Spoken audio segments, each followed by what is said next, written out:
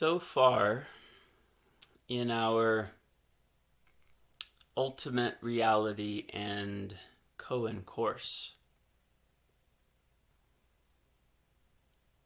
we have been operating with a presumed I, or self, or perspective. Remember that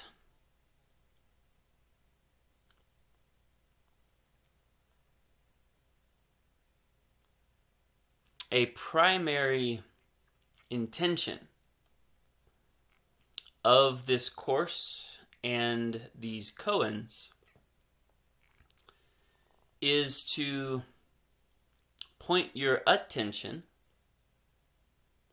to the differentiation between relative and ultimate.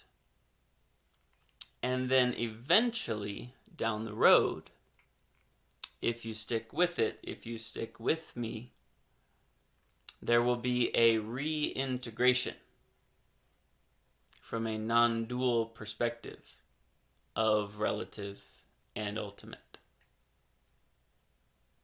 But don't jump the gun just yet. Each koan, each step progresses intelligently with a particular purpose or curriculum in mind.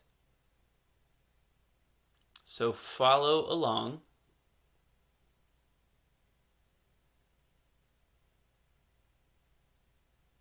And know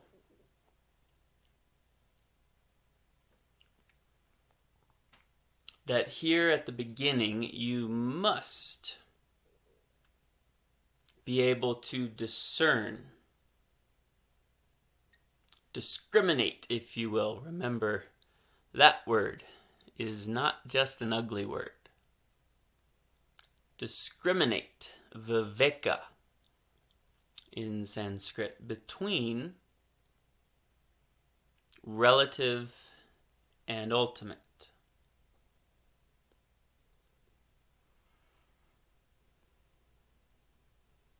This includes in all aspects of life,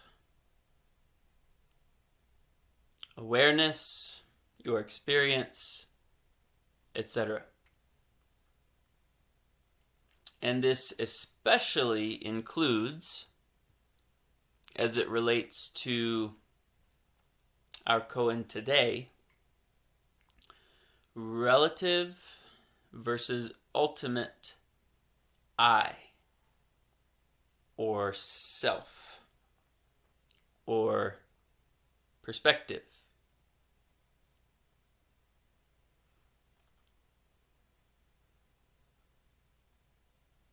In koans 2, 3, and 4, there is mention of I, or my. Remember, I am the only one aware of anything.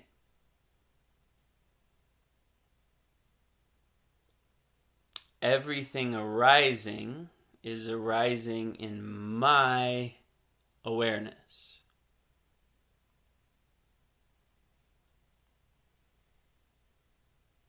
Nothing exists outside of my awareness. Nothing exists apart from my awareness.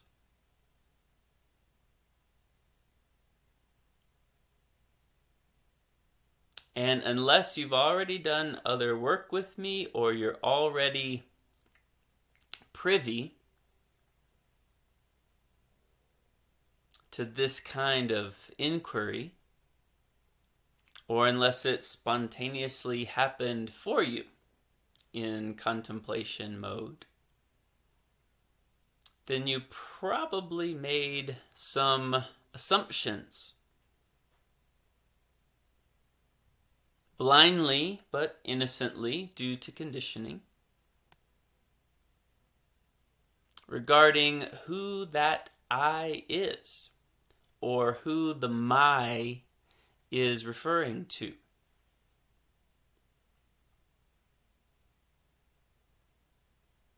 So think for a moment, consider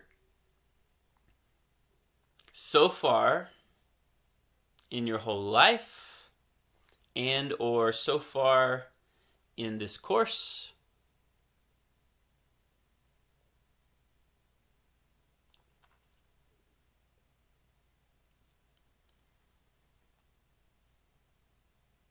when you say I or me or my or mine, what are you referring to?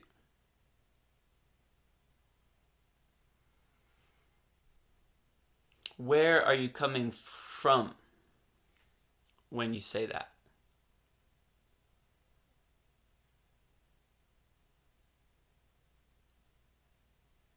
This question, though I teach it as one of the 5 basics, who am I? It's a very powerful and potent question, but it's lost some of its juice, if you will, these days, as it's become very cliche in the spiritual world and has become very popular in the mainstream world. Who am I? Who are you? And it's most always in those instances talking to and coming from a relative body-mind self.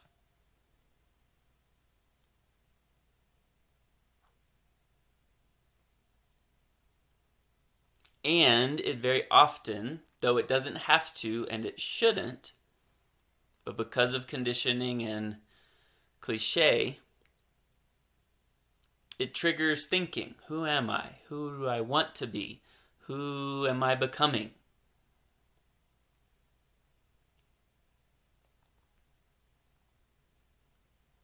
So that's not the question we're going to ask, simply because it may throw you off or bring up certain memories or start up thinking certain attributes in the realm of personality, you might say, or your individuation or uniqueness. That, of course, has its place, but that's not where we're at right now. What I'm asking is to consider for a moment, contemplate, when you say I, me, my, mine, what is that?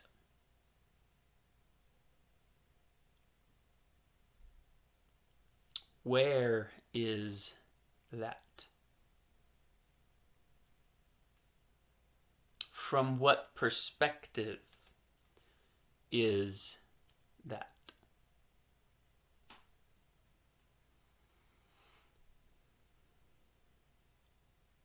And guess what? We've not even gotten to the koan yet. That's a precursor question leading up to it. Remember, in my experience, my opinion, my interests, language itself, particularly words, grammar, writing, speaking,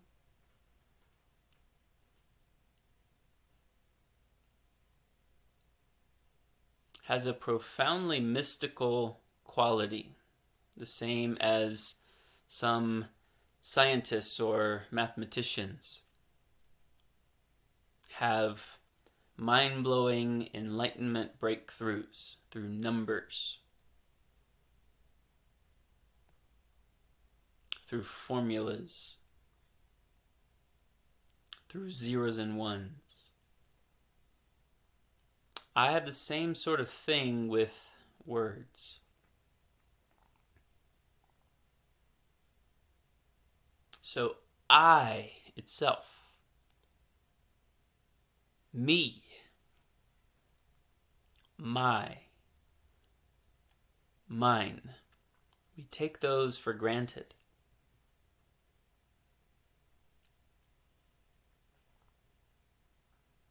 It's not to say that they're wrong. It's a necessary part of our development on the relative plane to become a quote-unquote finite, separate, relative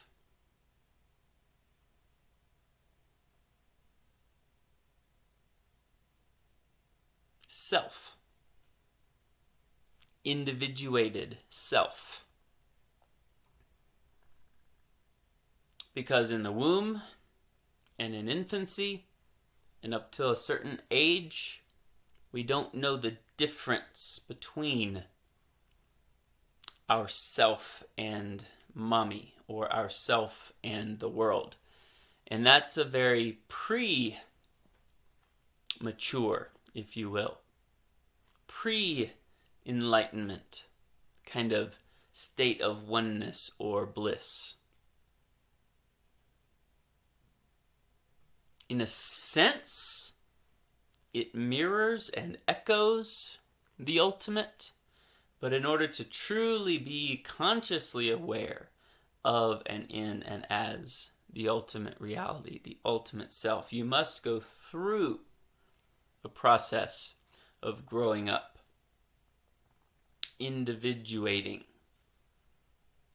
Before you can become boundless, you must know boundaries.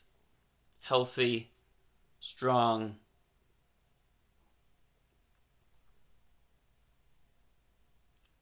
harmonious, balanced. You must know who you are or what you are, even if just as a texture.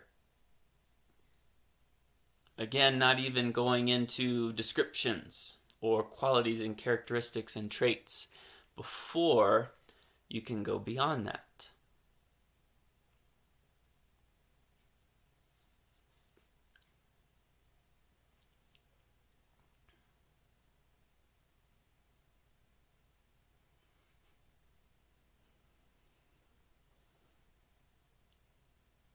So consider what you've been meaning by I, me, my, mine. And they're 4 words for a reason. They're 4 different orienting aspects of this primary perspective from which we experience the world, perceive the world, look out at the world, interact with the world in our awareness. 4 different nuances of self, and every language has them. Subject, object, possessive, indirect object, direct object, pronouns.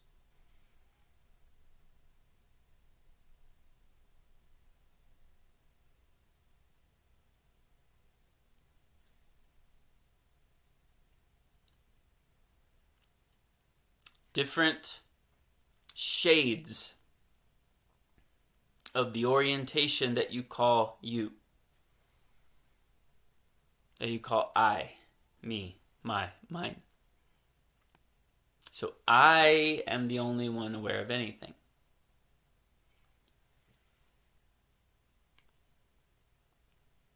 Everything arising is arising in my awareness.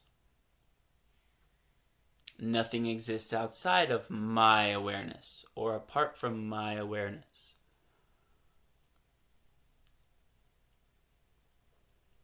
What is meant by those placeholders. That's what a word is, a placeholder pointing to an experience or a truth or phenomenon or something beyond that. Be very honest.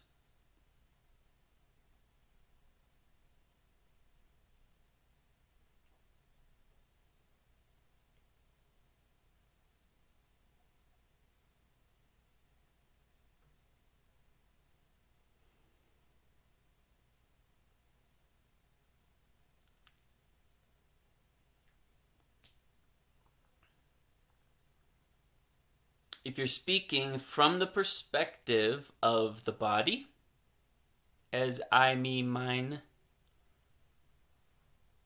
my, or from the perspective of the one you call by your name, as I, me, my, mine, or the perspective of the mind, even.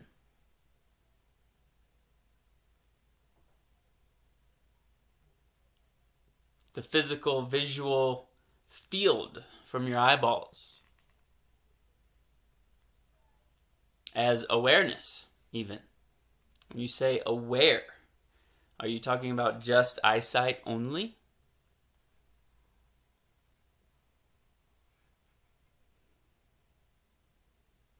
When you say exists, are you talking about just something you can touch physically only? When you say arising,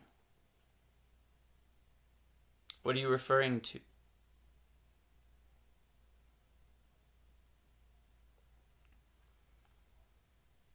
And while if you are coming from the relative body-mind place, body-mind persona, if you will,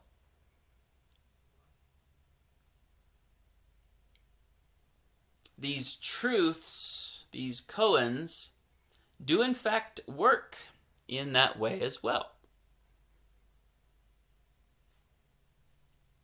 But that's a very egoic place.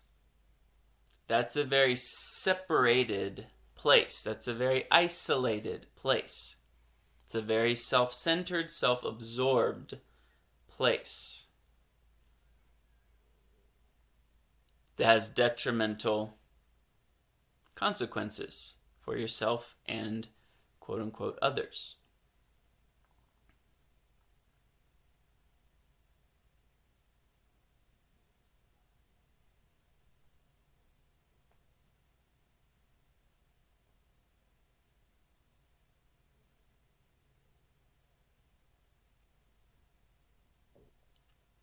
And it can even feel boring or pointless or meaningless.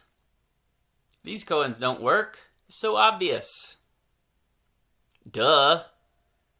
Nothing is arising outside of my awareness. Look, the chair is right there. Of course, everything arising is in my awareness. Duh.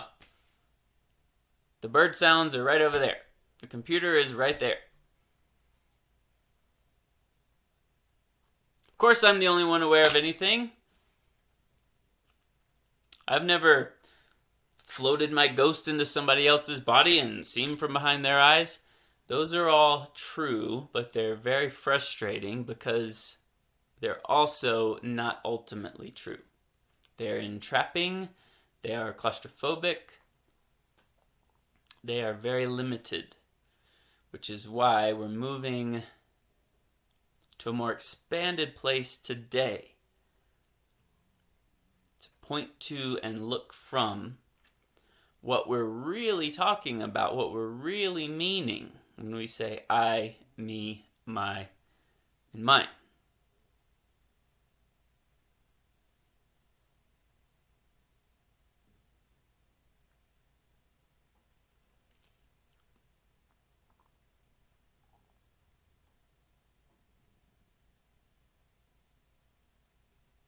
So today's koan has 3 parts.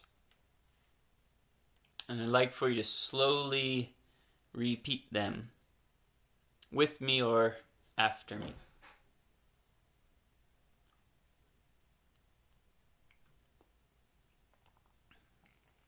I am aware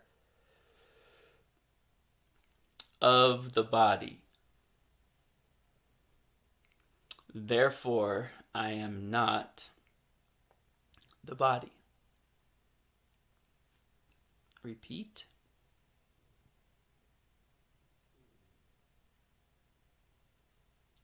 I am aware of the mind. Therefore, I am not the mind. Repeat.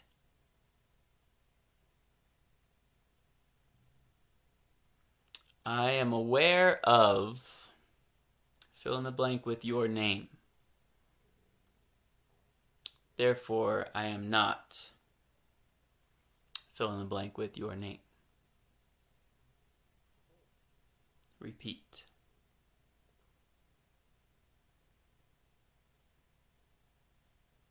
Again, I am aware of the body.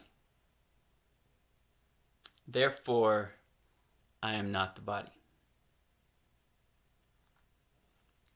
I am aware of the mind. Therefore, I am not the mind. And I'll say my name.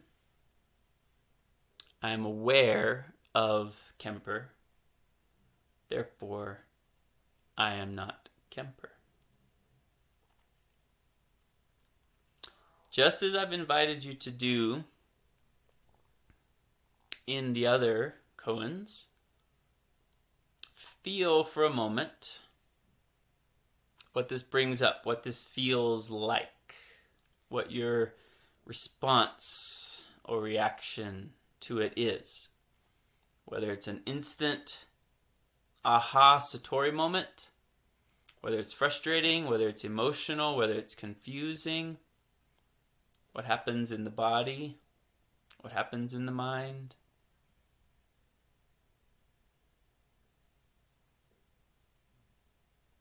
What presents itself as an argument against the truth.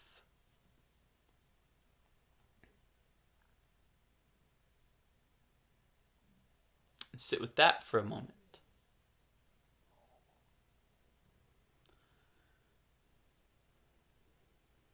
This koan is particularly geared toward identity, which becomes more and more in the work that I teach very important, which is then when the who am I question comes in. Who's speaking when I'm speaking? As Rumi says, who looks out from behind my eyes? Where am I speaking from? Who am I doing all of this? And in one sense, again, it's important to differentiate. Have I been coming from a relative identity or an ultimate identity? It's good just to know the difference. However, coming from relative identity is, in fact, a fallacy, is, in fact, false. You are always already coming from an ultimate source identity. You've just somehow forgot it, and that is, for whatever reason, simply a part of the game right now that we're playing.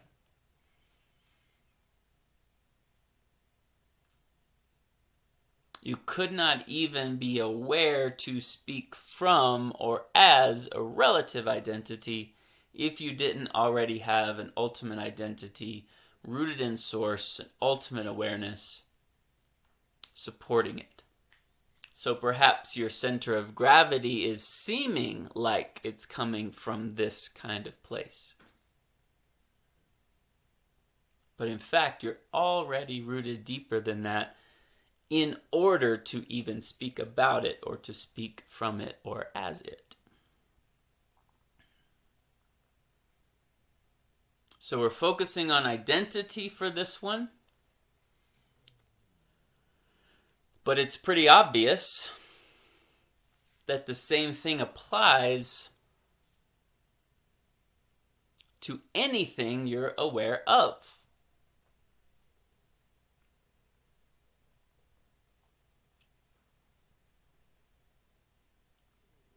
I am aware of the cloud in the sky. Therefore, I am not the cloud in the sky. Duh, right? But that duh usually is coming from the place of separation already. Visual perception of the exterior cloud only. And it's obvious because look, there's all these hundreds of miles between me and the cloud. How could I be the cloud? It's another one that's true relatively, but also not true, which is why it's frustrating to even think about and why it seems pointless. I am aware of the pen. Therefore, I am not the pen. Duh. But when it gets in closer, and I made these 3 categories, body, mind, and what you go by as your name.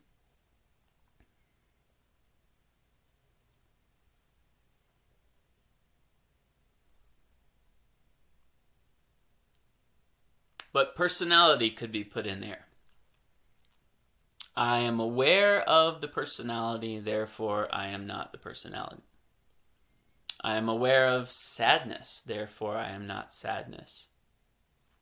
I am aware of emotions, therefore I am not emotions. I am aware of thoughts, therefore I am not thoughts.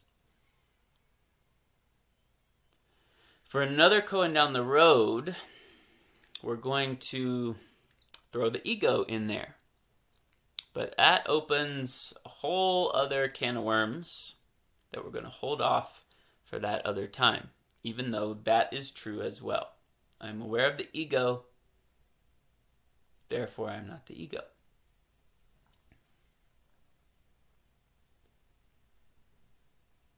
Anything you're aware of, you are not that. However, it is of utmost importance to be doing all the other work that I teach, to have a grounded moral compass,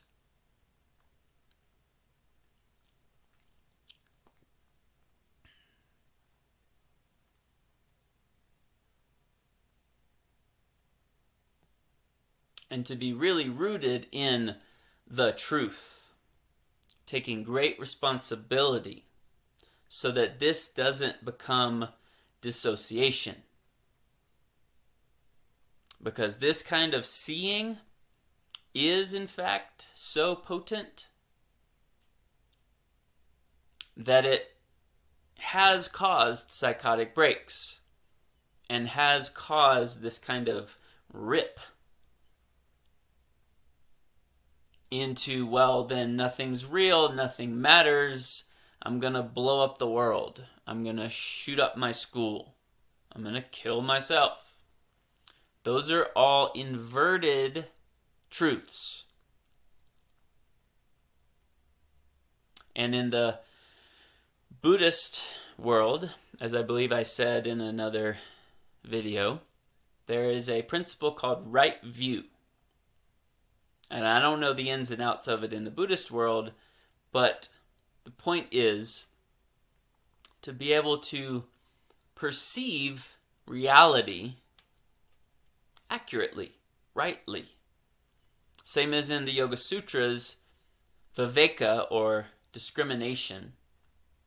To be able to know what's real and what's not real, what's true and what's not true, what's lasting, what's not lasting, what's permanent, what's impermanent, what's relative, what's ultimate, until down the road it comes back together in a union. this implies that there is a right way of seeing things. This implies that there is permanence versus impermanence. And we're discovering which is which. And we're seeing how we've put our emphasis on the wrong one.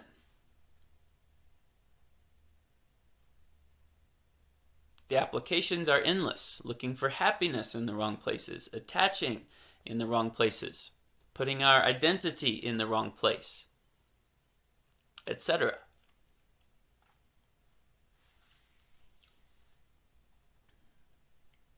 So be very mindful that this doesn't cause dissociation. What it does, what it should do, is cause a space where you're no longer swept up in the turmoil of the body, because you're not the body. The turmoil of the mind, because you're not the mind. The turmoil of emotions, because you're not emotions. The turmoil of Kemper, because you're not Kemper, or whoever you call your name by. If you were those things, then yeah. And that's why we suffer. When we think we are those things, though we're not. If you are that thing, then of course when it arises, you lose your mind. Or you get triggered. Now, relative work, projection work on the body, shadow, mind, nervous system, ego, etc., false self is very important. Because unless that's healed, then this can cause dissociation, or it will come back with even more vengeance. Because you won't be able to ignore or suppress anymore what's still unresolved there. You can't just fly away into transcendence. I am not that, I am not that, I am not that. I had a student one time who told me she ran I don't think it was a marathon, but like a 5K race or something like that in their local town. And wasn't even in grand, optimal athletic shape anyway. Decent enough to run the race, but it was mostly for fun. So this person was not even like a high-end performer. And throughout the race, she was getting sharp pains in her knee from an old torn ACL injury. And yet, rather than listening to that signal, because this is super important too, through all of the work that I teach, which is also why the Ultimate Reality Koan course, the koans are kind of a next level advancement after you at least get your toes wet in the foundation, the basics.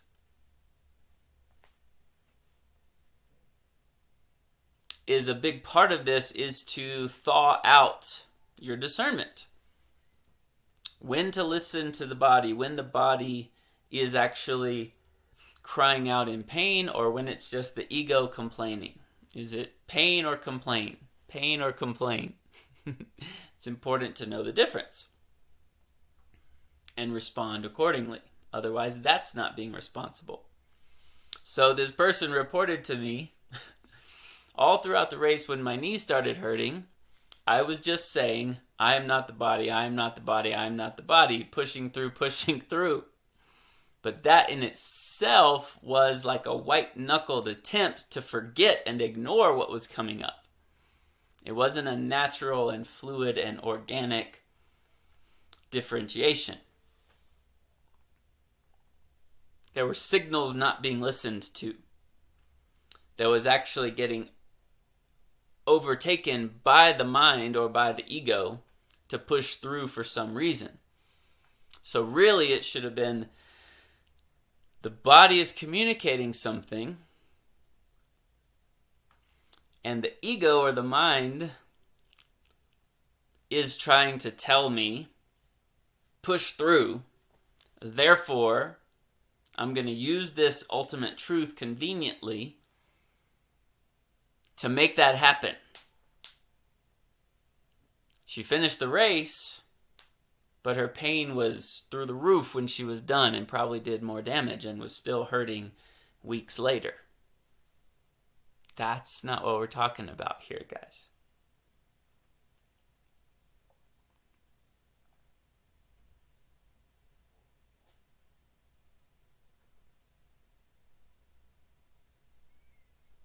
Another contemplation to consider.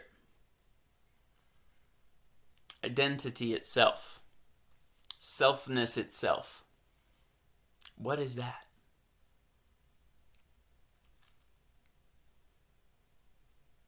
Not who are you, but what is identity? What is perception? What is a self? Your name, your mind, your personality, your body, are they all the same thing? Somehow, paradoxically, mysteriously, they work together. But there's fragments there as well. Is it a cohesive unit? Relatively, we do the work to make it more cohesive and harmonious. But break it down. Don't take it for granted. What's a Kemper? What's the mind? We like to say very quickly, like, I'm mad. I'm so upset right now. I've just been thinking all day about this thing. Who? What is that? Oh, my head hurts. My stomach hurts. Question is, who are you? What are you? What is identity? What is this orientation that you've been experiencing from? For as long as you can remember. Can you ever remember not experiencing from this place? There's some aspects of you that have changed, back to Koan number 1. Some aspects of I that have changed. Some aspects that have not ever changed. It's the same texture. It's the same fabric. It's the same you. That you've never not been you.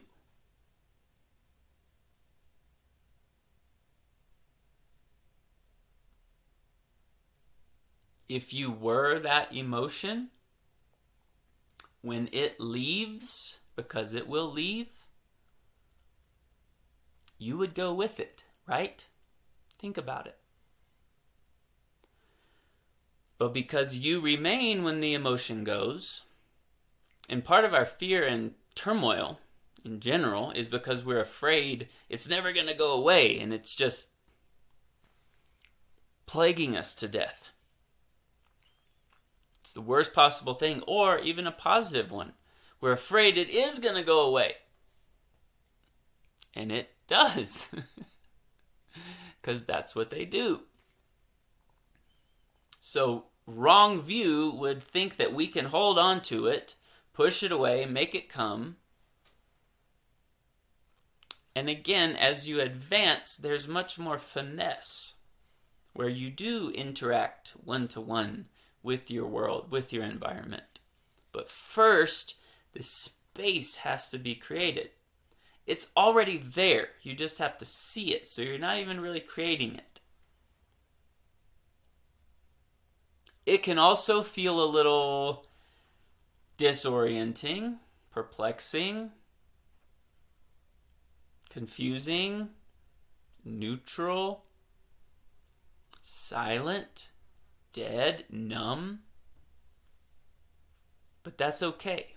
Just see the truth of it. Again, as I've been saying, let the seeds be planted, and the application, the implication will come on its own.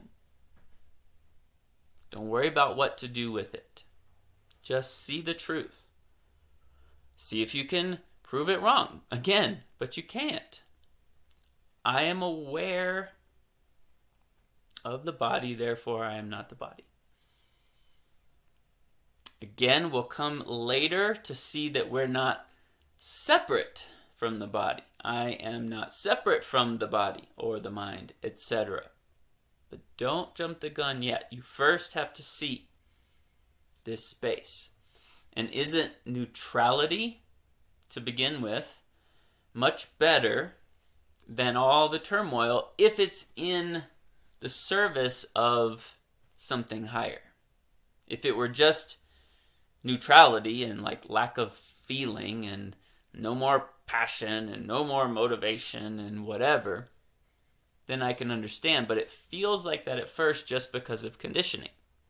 We're addicted to the feelings, good and bad. And isn't this just a very interesting thing to consider, think about, contemplate? If you're still attached to the relative body-mind and the visual perception, you might say, well, I'm not aware of certain parts of my body. So how could that be true? But you are aware of the whole body in different ways. Through feeling, through touch, through looking, through perceiving in a mirror, through mental imagery. I am aware of the body. So in the same way as I'm aware of the flower, therefore I am not the flower, then I am aware of the body, therefore I am not the body. I'm aware of the back body in the chair through sensation and movement, through touch, patting myself on the back. What does that even mean? Does a self have a back?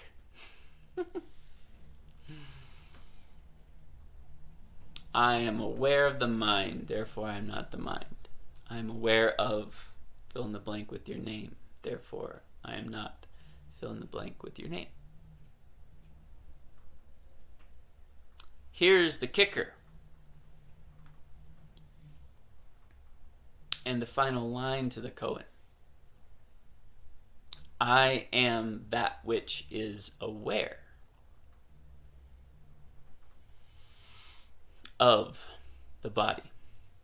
I am that which is aware of the mind. I am that which is aware of my name. The name. This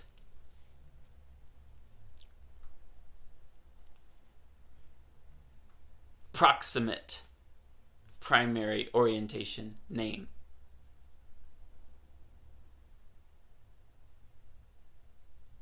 The one that seems to be quote-unquote closest in here, that I quote-unquote am operating.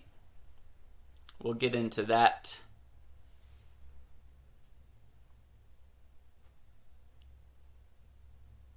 realization, query, another time.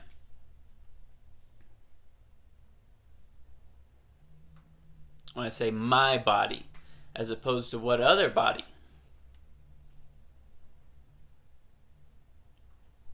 Some people shift their language around to kind of reflect this. This body is hungry. And sometimes it's coming from a genuine place, and sometimes it's coming from a dissociative place, and sometimes it's coming from this kind of new agey place where they're just repeating something that they heard. Kind of trying the shoe on to see if it fits. Because eventually, yes, you can change your language, and I am very open to that, because worlds make words and words make worlds. But Eventually, just talk. Just speak. Just express. Just let it out. But first, be mindful. Be careful what you're saying. How your words are representing your perception of reality. Your experience. So sit in this for a moment before we go. I am aware of the body. Therefore, I am not the body. I am that which is aware of the body. I am aware of the mind. Therefore, I am not the mind. I am that which is aware of the mind. Again, it might seem redundantly boring, but see the truth of it. Let the truth eventually set you free. I am aware of Kemper. Therefore, I am not Kemper. I am that which is aware of Kemper. The body changes, shifts, comes, goes, rises, falls. Every 24 hours, by the way, not just at physical death. Deep dreamless sleep, the body is gone. And you are that which is aware of the body. Going, coming back in the quote-unquote morning. And the reason we say that which is because it leaves it more open. Because if you say it's a thing, then that's another object that you are aware of from that space. Again, we use language the best we can, but in fact, if you use it right, like I keep saying, language is not limiting. Language is liberating.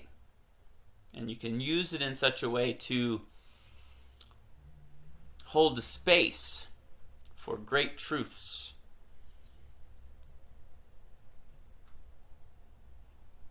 So that which, because it's nameless. If you are not your name, if you are not anything that comes and goes, what are you? Where are you? From what perspective are you?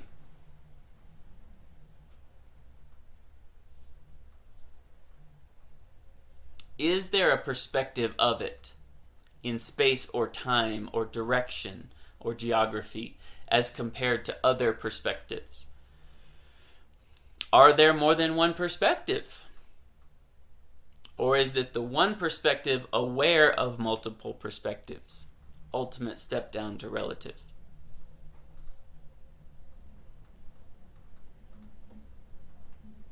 Perspective can also mean opinion, but it doesn't always mean opinion. It just means like vantage point. Depends on what mode of consciousness you're talking about. I am aware of, fill in the blank with your name, therefore I am not, fill in the blank. Or anything else you want to notice. The kicker, the punchline, the conclusion, for now, ... I am that which is aware of, fill in the blank.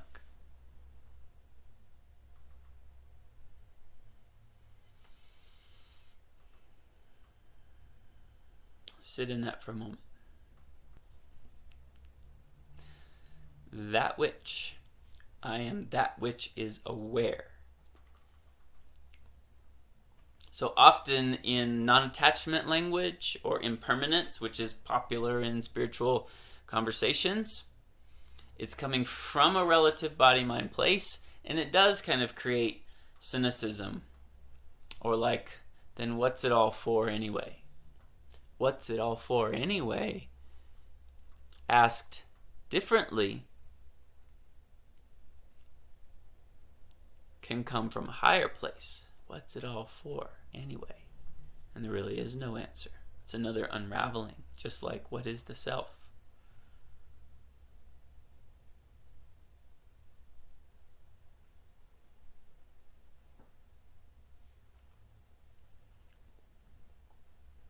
But in any case, usually non-attachment is just focused on the objects being attached to.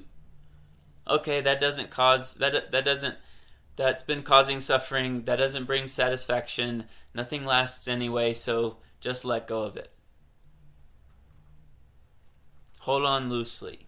And that can kind of become an MO. And also it can kind of become a protection mechanism to not get hurt when something leaves.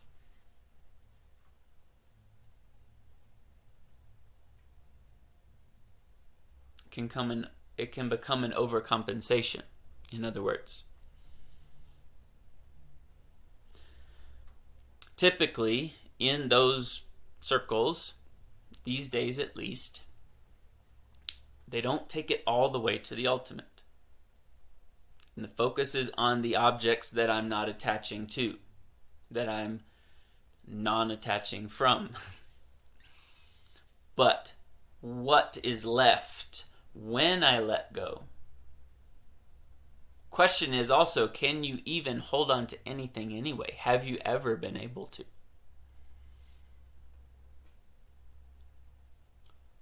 What is the one? Who is the one? What is that which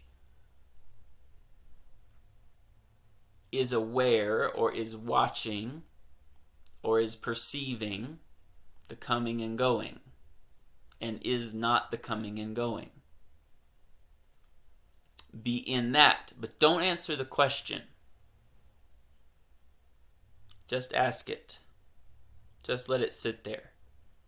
Just be in that space, that which is aware of everything coming and going. The body coming and going and changing, the mind coming and going and changing, the exterior world coming and going and changing, emotions coming and going and changing, even your name, your personality coming and going and changing. Even if the name itself has stayed the same, there was a time when it wasn't. There will be a time, presumably, this is just for the sake of this exercise, when it won't be. And the meaning of that name has definitely changed. Kemper, the baseball player. Kemper, the worship leader. Kemper, the teenage preacher. Kemper, the yogi. Kemper, the meditation instructor. Kemper, the husband.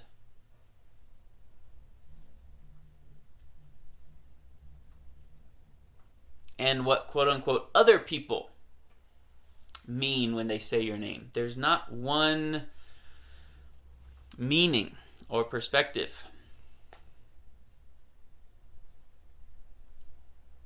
to anything relative, anything coming and going, anything shifting and changing. And does that which is aware of change? Look into it. Is it changing now?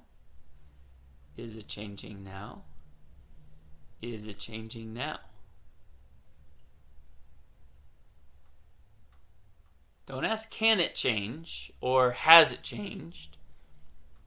Because can it change is a projected future which doesn't exist. Has it changed is a projected past that doesn't exist, perceived from this vantage point now. Is it changing? Is it changing? Is it changing?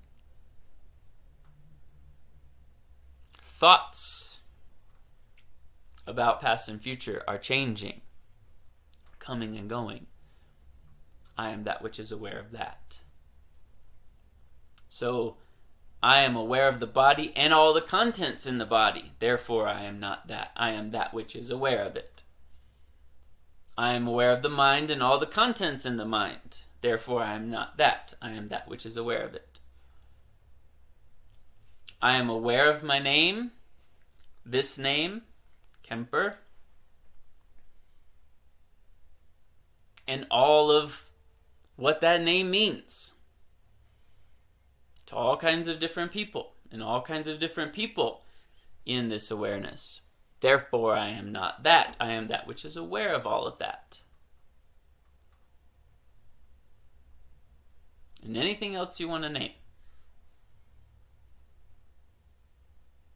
Because the important part for this koan is the that which is aware. What is that?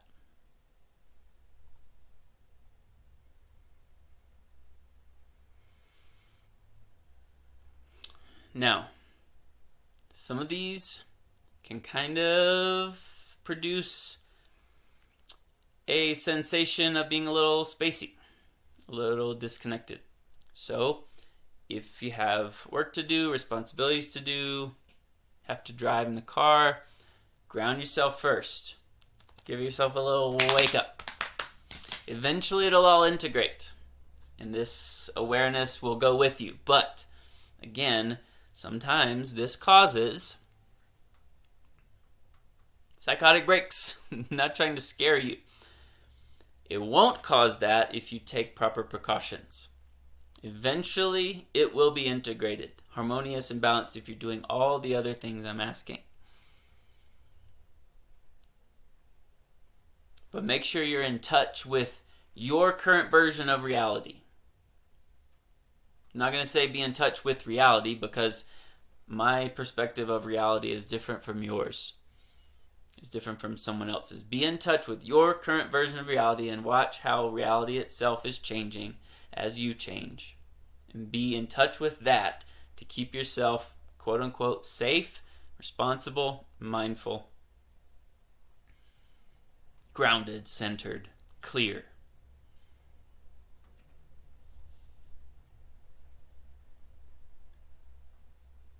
You can go put your hands on the earth outside, take a shower,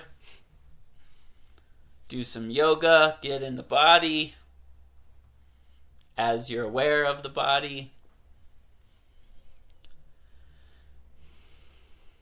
Don't operate heavy machinery or drive a car if you're still in that kind of spacey place.